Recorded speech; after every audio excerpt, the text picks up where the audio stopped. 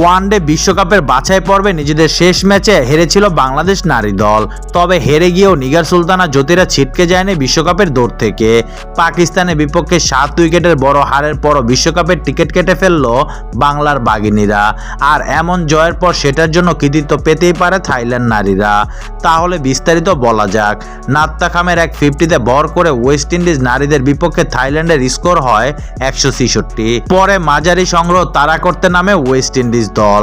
সেখানে সমীকরণ দ্বারা এমন যে ক্যারিবিয়ান মেয়েরা যদি 10.1 ওভারের মাঝে 167 রান স্পর্শ করতে না পারে তাহলে বাংলাদেশ যাবে বিশ্বকাপে।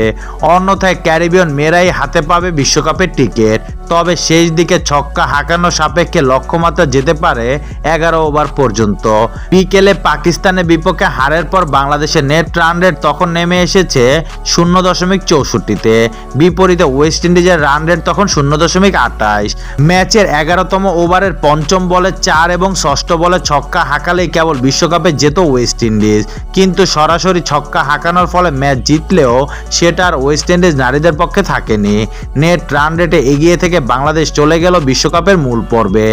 এই ম্যাচের পর ওয়েস্ট ইন্ডিজ নারীদের নেট রান রেট 0.63 আর বাংলাদেশের নেট রান রেট 0.64।